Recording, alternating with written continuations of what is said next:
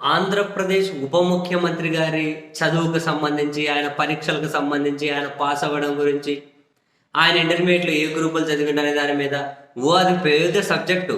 ఎందుకంటే, ఏం గ్రూప్ చదివారు అన్న విషయం తానే వివిధ సందర్భాల్లో వివిధ రకాలుగా చెప్పారు కాబట్టి, ఓసారి సీఈసీ అని, ఓసారి ఎంఈసీ అని, ఓసారి స్నేహితులతో కలిసి ఎంపీసీ మ్యాథ్స్ ట్యూషన్‌కి వెళ్ళేవాడినని, వాళ్ళ బ్రదర్ నాగబాబు గారు అయితే ఐటీ సబ్జెక్టులు మంచి పట్టు ఉంటుంది, ఆయన గ్రాడ్యుయేట్ అని రకరకాలుగా చెప్పి ఉన్నారు. మనకు తెలియదు వాళ్ళు అన్నవే. మొత్తం మీద క్లియర్ ఏంది అంటే 10th క్లాస్ పాస్ అన్నదంత వరకు అయితే కాసింత క్లారిటీ ఉన్నట్టుంది. అయితే ఈ క్రమంలో ఇటువంటి వాటన్నిటికీ ఆయన ఎందుకు చదువుకోలేదు, ఎందుకు పాస్ అవ్వలేదు, అన్నిటికీ కూడా ఇలా ట్రోలింగ్ చేసే వాళ్లకు ఒక చంపపెట్టులాగా ఒక ఫుల్ స్టాప్ పెట్టే విధంగా ఉప ముఖ్యమంత్రి గారు తాజాగా చెప్పినటువంటి మాటలు మళ్ళీ నెట్టింట ఫుల్ వైరల్ అవుతూ ఉన్నాయి. విజయవాడ పుస్తకాల పండుగ ప్రారంభోత్సవ కార్యక్రమంలో పాల్గొన్నటువంటి ఉప ముఖ్యమంత్రి గారు తానెందుకు పరీక్షలు ఎక్కువ చదువుకోలేదో, పరీక్షలు పాస్ అవ్వలేదో చాలా క్లియర్గా చెప్పారు. ఎందుకంటే ఆయనకు కావాల్సిన చదువు ఆ పుస్తకాల్లో, ఆ క్లాస్ రూమ్లలో ఉండేది కాదంట.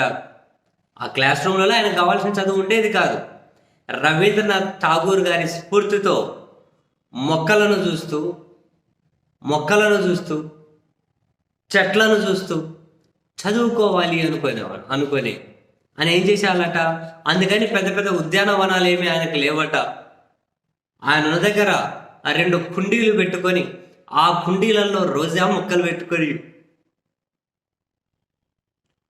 2 కుండీలలో రోజా మొక్కలు పెట్టుకొని, క్లాస్ రూమ్ పుస్తకాలు పట్టుకొని ఆ రోజా మొక్కలను చూస్తూ ఉండిపోయే వాళ్ళట. అందుకని చెప్పి ఫెయిల్ అయ్యారట. ఆయనకేం చదువు రాక కాదు, ఆయనేమి మార్కులు తెచ్చుకోలేక కాదు.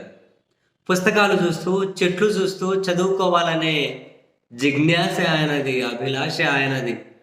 అందుకని ఆయన ఉన్న దగ్గర 2 కుండీలో రోజా పూలు, ఆ రోజా పూలను చూస్తూ అలాగే ఉండిపోయి, కుండీలలో ఉన్న రోజా పూలను చూస్తూ అలాగే ఉండిపోయి ఫెయిల్ అయ్యేవాళ్ళట. అందుకు ఆయన ఎక్కువ చదువుకోలేదు అని క్లియర్ కట్గా చెప్పారు. ₹1 కోటి డబ్బు ఇవ్వాలి అంటే ఆలోచించారంట, కానీ పుస్తకం ఇవ్వాలంటే మాత్రం ఖచ్చితంగా ఆలోచిస్తారట. ఆయన సంపద అంతా కూడా రాసిస్తున్న ఫీలింగ్ కలుగుతుంది ఆయన పుస్తకాలు ఇవ్వాలంటే. తొలి ప్రేమ 15 లక్షల రెమ్యూనరేషన్ అయితే 2 లక్షల రూపాయలు పోయి పుస్తకాలు కనుకొచ్చుకున్నారట. తొలి ప్రేమ అంటే వచ్చి ఒక 27-28 ఇయర్స్ అయింటుందా. ఇప్పుడే పుస్తకాలు 150-200 అంతే, యావరేజ్గా అంతే ఉంటాయి. సరే, ఆ 27 ఏళ్ళ కిందట కనుక 200 వేసుకో ఒక పుస్తకం యావరేజ్గా. 2 లక్షలు పెట్టి కొనుక్కున్నారంటే 1000 పుస్తకాలు కదా, అంతేనా? ఏం నాకు కొన్నే వచ్చప్ప లెక్కలు, నేనేం పెద్ద పెద్ద చదువుకోలేదు. అంతేలేండి, 1000 పుస్తకాలు. 15 లక్షలు రెమ్యూనరేషన్ ఉన్నప్పుడు 2 లక్షల రూపాయలు వెళ్ళి 1000 పుస్తకాలు కొనుకొచ్చుకొని 200 యావరేజ్ చేస్తే ఒక పుస్తకం అప్పుడు అంత ఉండదు. ఆయన నాకు కాసింత మొహమాటం కాబట్టి ఎక్కువే వేశాను యావరేజ్.